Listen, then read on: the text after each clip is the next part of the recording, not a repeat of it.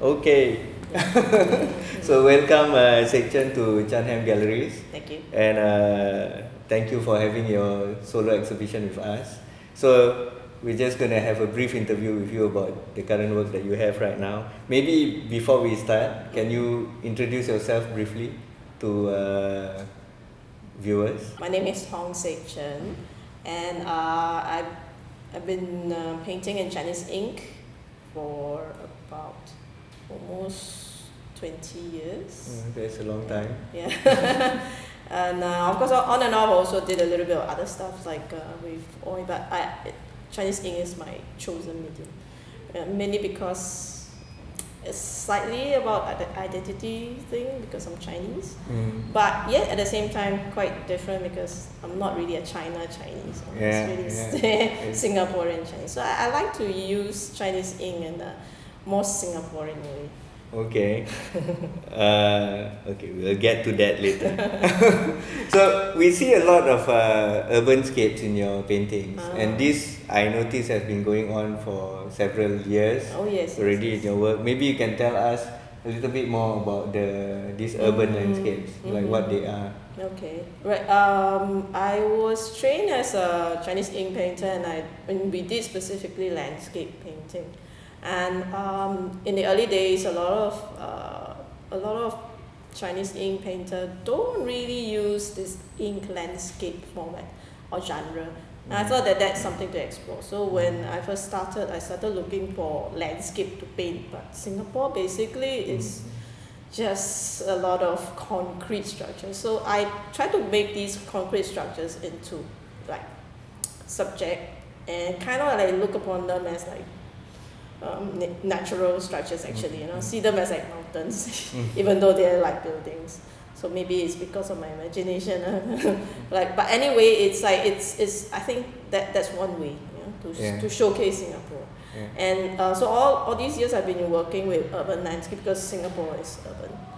And I think even when I look at pictures from outside, outside Singapore, there's a tendency to go towards pictures or images of cities, urban cities. I think that's something that seems to be because basically I grew up in Singapore.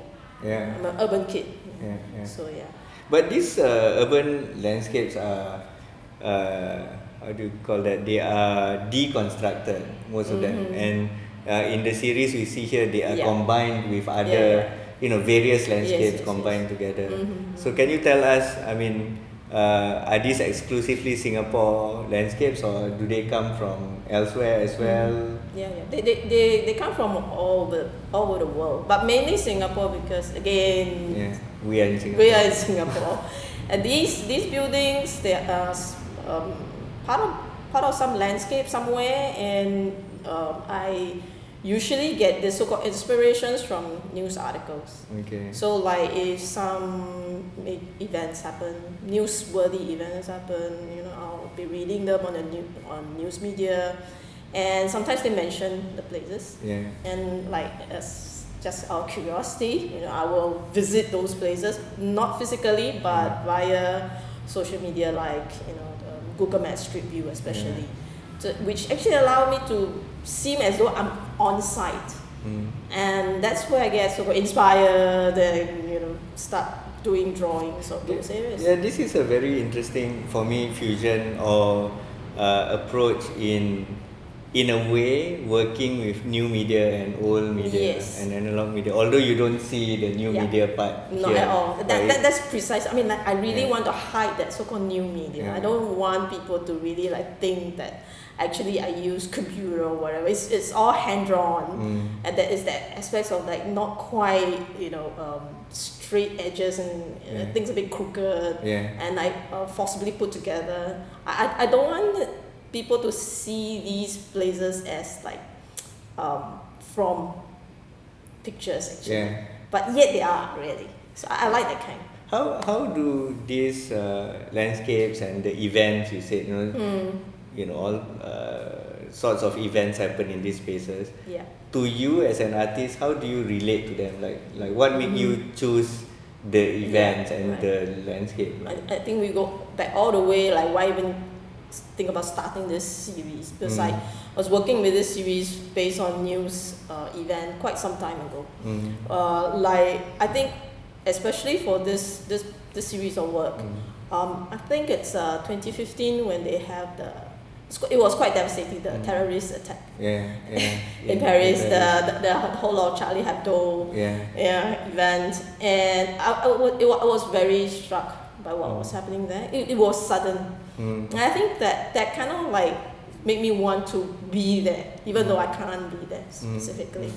And there's this whole community where everybody started pouring out and crying and all that, and they even make shrines, which have been happening. I think when you have mass shooting in the States, they also have that. So it's that kind of being part of it, wanting to be part of it, that kind of like triggered it. Though of course I'm a bit like I feel that. Then there are people who say, why don't you cover, that this news about Turkey shooting, nobody covered Turkey, nobody say, just free Turkey. So I was like, yes, that too, right? I mean, all these are all part of what's happening, not just to me, but to the world. So can I say you respond to these incidences or events as much as a human being as you are as an artist? So in a way, I think the human being part comes first, where you just want to be able to share you feel the grief, you want to be part of it. But of course, yet we're so far away, and that's why in the end, I think that ultimately the art piece is just the beginning of something. Hopefully, for me, actually more for me, as a way to get around this. How do I work with these sort of things happening? How does it impact me? And the exhibition is called Drift. So there is something there. Can you tell us how that relate to these incidences and the paintings and this body? Actually, I was just looking for words. So Drift just, I guess it's the idea that we kind of like drift through all this that's happening. So for some people, it can be more than a drift. It could be a blast. Who knows? But for me, it has been like that, and all these things happening. So in a way, it talks about like this kind of like there's a movement there, drift, though it might not be big, and it's about this path sort of thing that you're moving towards something.